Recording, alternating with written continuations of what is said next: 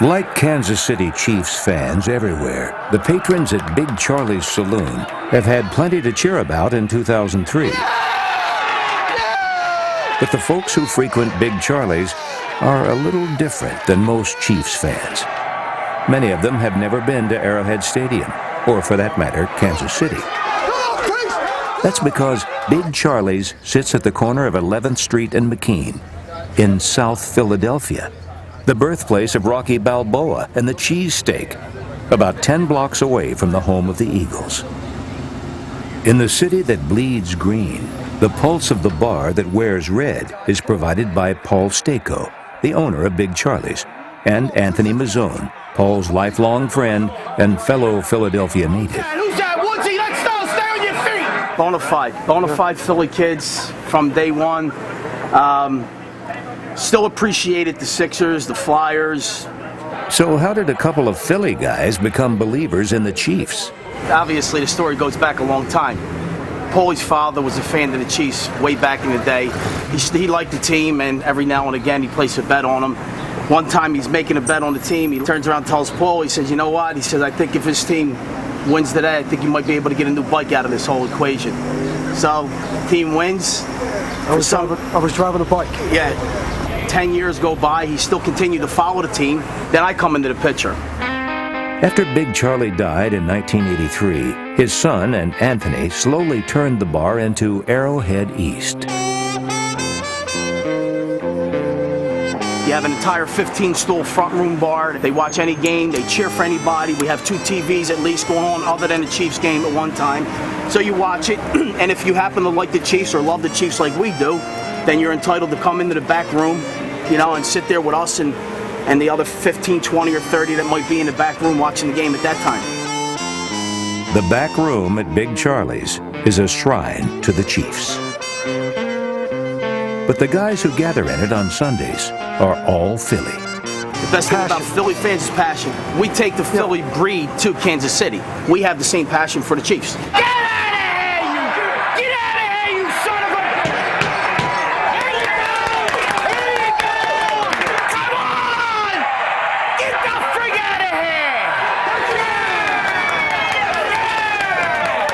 Over the years, Paul and Anthony's passion for the Chiefs became infectious and spread to their friends. I've been following the Chiefs with Paulie and Andy for like 25, 30 years.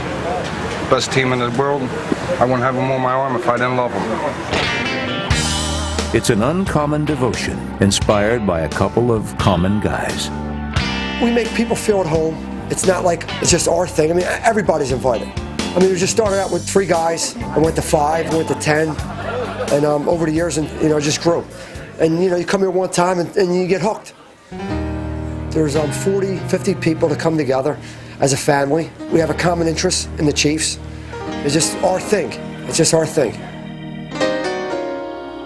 As the Big Charlie's family has grown, so has its notoriety.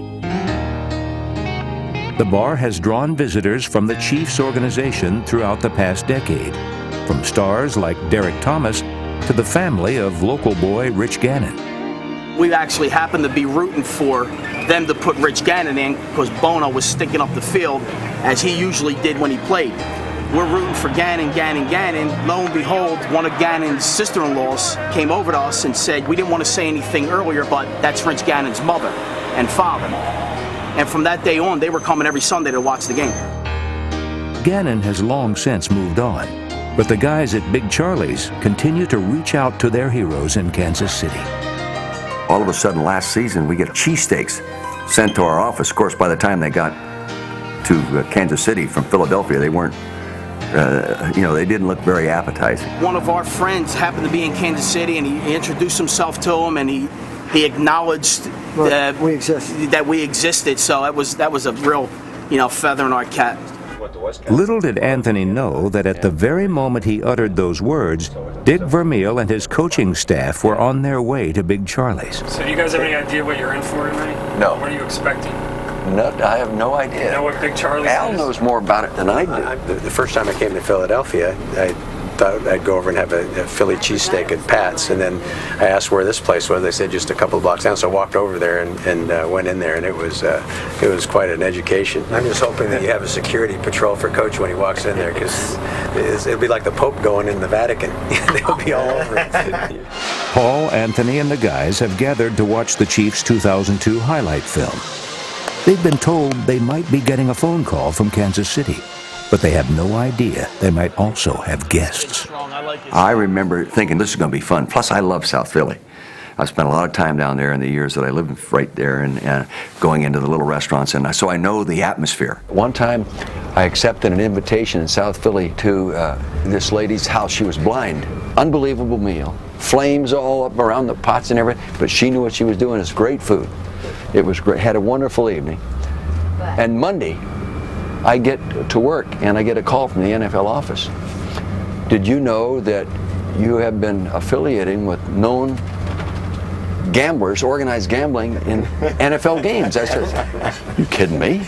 No, what?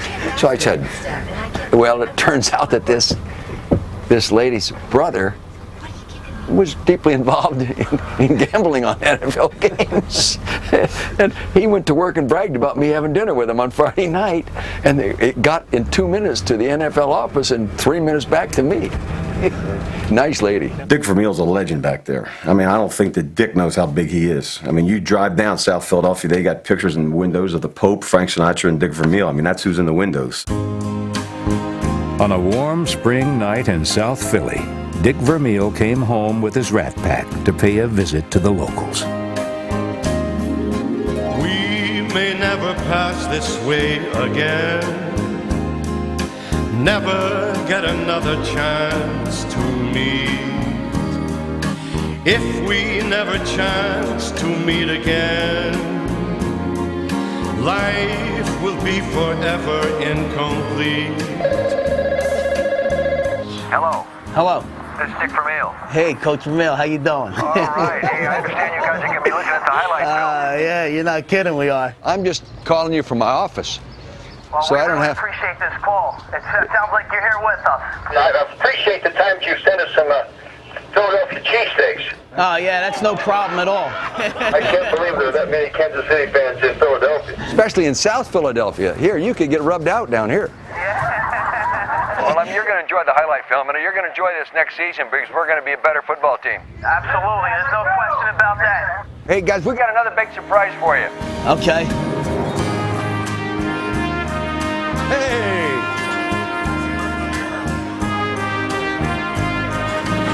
Hi, Zahn. How are you? How you doing? I can't do this. How are you? Hey, good. Nice to see We may you. never pass this way again.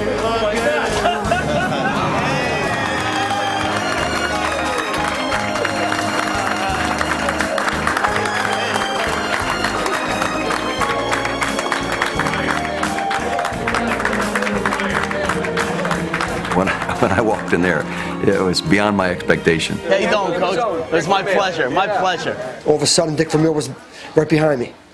He went from being on the phone to being right behind me. It was unbelievable. Paulie or Paul? Yeah, Paul. Paul. Paulie, that's on the Sopranos. That's you. Well, thank you.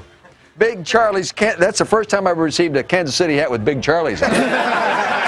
It only took a few seconds to get into the feeling of warmth and respect and how much these people care about the Chiefs.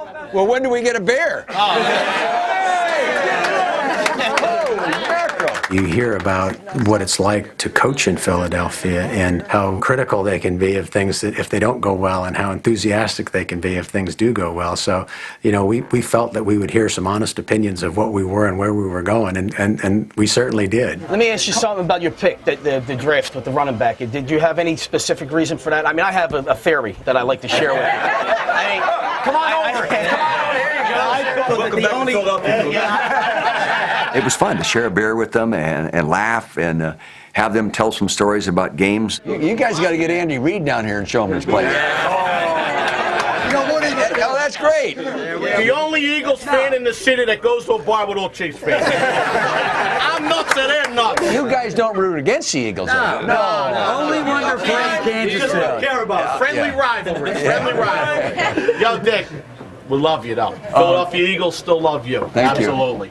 People don't understand Philadelphia. Outside our area, people don't understand how sincere and loyal and passionate, yeah, absolutely, and obsessed, maybe, these fans can be with their football teams. It's about Dolores, cousin. Oh, yeah. Okay. You actually know his cousin Dolores. She's blind. Oh, yeah, I just told the story. Hey, I just told the story. I just told the story. Lovely lady. I told him about cooking the meal for me. She's blind, the flames shooting out all over. But her brother was a gambler on days. That's sweet, right? Yeah, that's right. How's she doing? Hey, give her my love. She's a sweet lady. It was like a reunion, you know. It was like two old friends meeting again. It was like Christmas, you know. It was like watching, Christmas presents being opened, the anticipation, the excitement of something good happening. All right, from Lamar Hunt, Carl Peterson, our football team in Kansas City, and our coaching staff, we present you this Kansas City Chief autographed football helmet to put in place of honor in this unique bar here in Philadelphia, South Philadelphia. We're going to give you a lot to yell about this year. Here you go.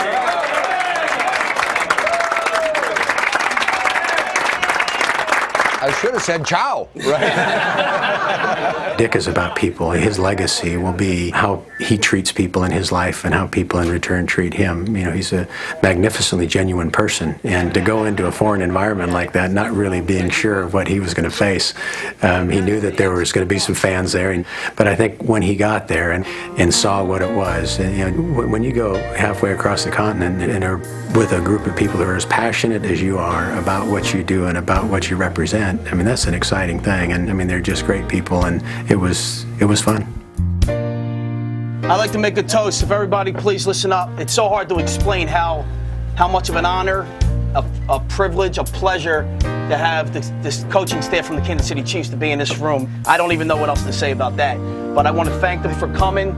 I appreciate everything they did. I appreciate everything they're doing for the Chiefs and I know we're going to go to the Super Bowl this year. Please, everybody say it. 6 months later, it looks like Anthony's prediction just might come true. He does! Touchdown! Kansas City! He veers to the left, has room, 20-yard line. He's at the 40, gets by Wade Ritchie. Dante Hall's going to do it again. 8:50 left to go in overtime. Green to throw. Long right sideline. Kennison stretches out for the football. Touchdown! The Chiefs go 7-0. I often say the experience that we have here is unlike any other Chiefs fan or whatever you want to call them. I always called us a family member and not a Chiefs fan. Over the past 20 years, the experiences that we had with the Chiefs are second to nobody.